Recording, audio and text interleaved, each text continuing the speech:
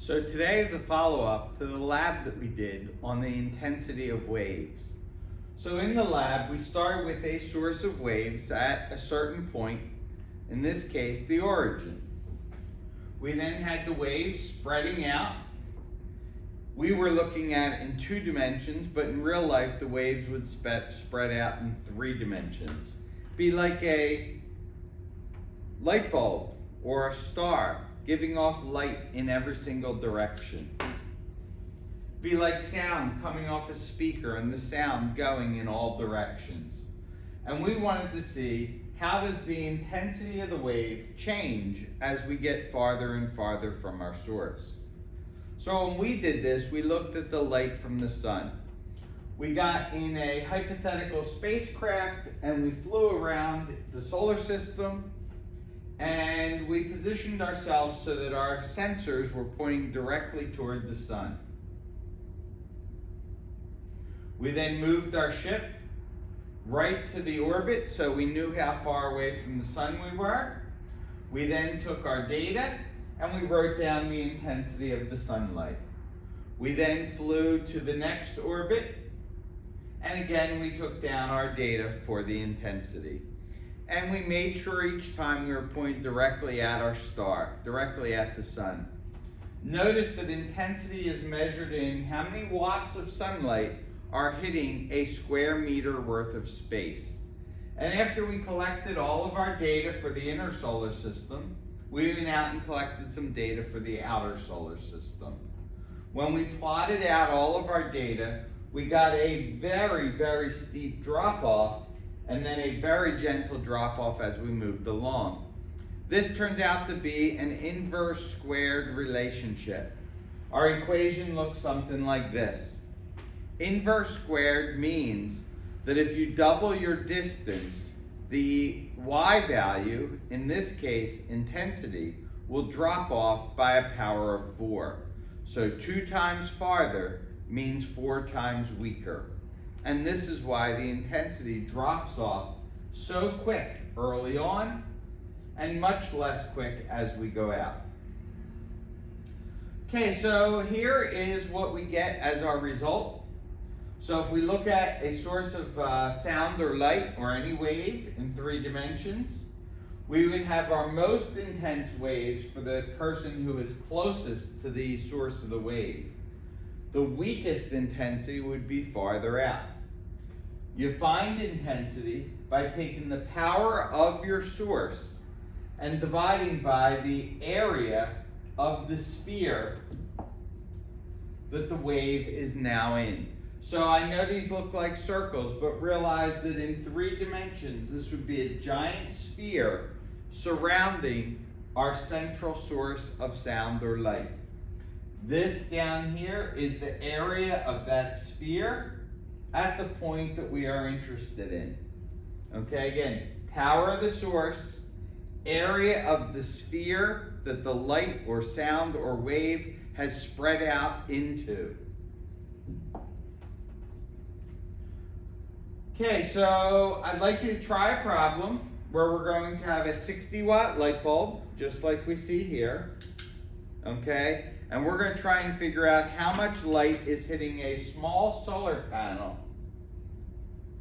that is a certain distance away from the light. So here's how you attack these problems. We start with our intensity formula. We put in the power of the light bulb. We put in the distance we are from the light bulb. And when we work all of this out, we will get an intensity in watts per square meter.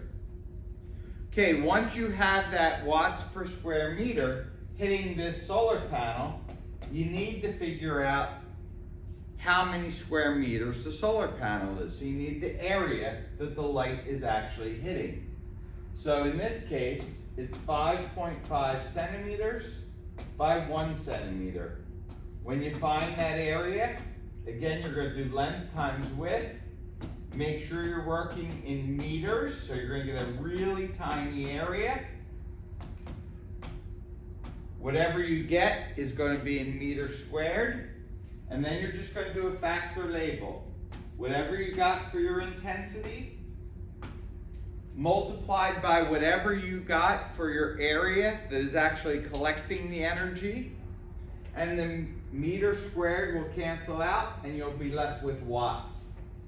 At that point, that is the power. Not the power of the bulb, but the power that was absorbed by the solar panel. You would then use your formula, energy change over time, put in your time of 1 hour, put in your power, which is the result of your factor label. Again, not the original power, the power that hits the solar panel. And then you solve for the amount of energy that the solar panel has actually collected. Okay, one of the places where we use this is for the solar panels for our satellites, and obviously the source for those satellites is going to be the sun. So what we'd like to do is we'd like to figure out the power of the sun. So based on what we're measuring at those solar panels, we can work backwards and figure out how powerful our star is. So start with your formula for intensity. Plug in your intensity and make sure you get out of kilowatts and put it into regular watts. The power of the sun, we don't know. And this radius is the distance from the sun to the earth where the satellite is located. Okay, so make sure you look that up on your yellow sheet. Solve for power, and that will be the power of the sun measured in watts. It is going to be a huge number. Again, this light bulb is 60 watts. The sun is going to be many orders of magnitude higher. So work it out, find the power of our sun. Okay, once you have the power of that sun, I'd like you to figure out how much energy is being collected by the solar panels on the International Space Station. So these are the solar panels. You can see how they have them at different angles so that hopefully at all times at least one of the solar panels is being hit, as long as we're not in the shadow of the Earth. And what we want to do there is take our intensity, which is again 1,361 watts per meter squared, multiplied by the area of the solar panel in meters squared, and that'll tell us how much power we're actually collecting for one of those solar panels. Okay? And that will be our answer for the energy collected per second. Again, assuming the solar panel is pointed directly at the sun. When the solar panels are on Earth, it gets a little trickier because all of the sunlight does not reach the solar panel. Some of it gets scattered by our atmosphere, some of it might get absorbed by particles in the atmosphere, and some of it might be reflected off of our atmosphere. And you'll see this graph.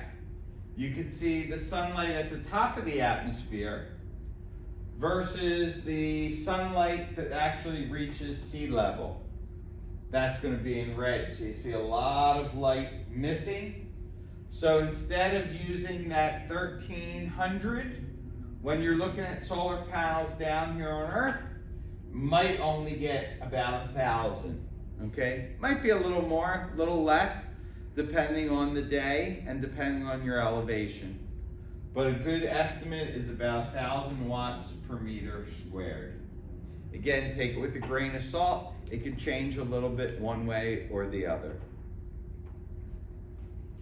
Okay, if we were on Mars and we're trying to use solar panels, things are going to be a little different because Mars is further away.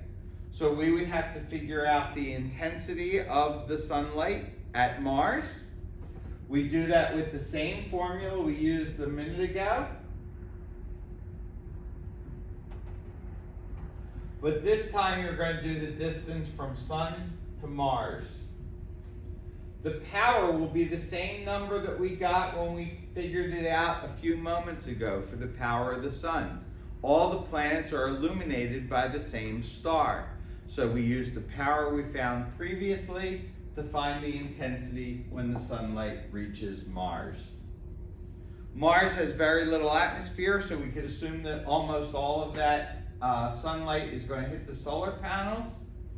So if we wanted to figure out how much energy we would collect, we would take that watts per square meter, just like we've done before, multiplied by the square meter of a solar panel.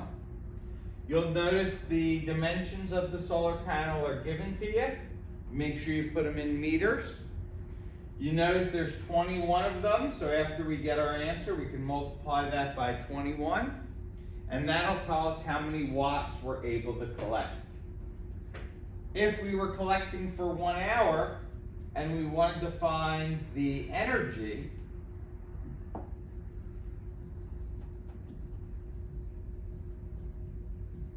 we would take the power that we just found, we'd put our 3600 in here, and we would solve for the number of joules. So I know this was a lot. It's okay if you don't get every single one of these problems calculated, but make sure you calculate enough that you feel comfortable with this new equation.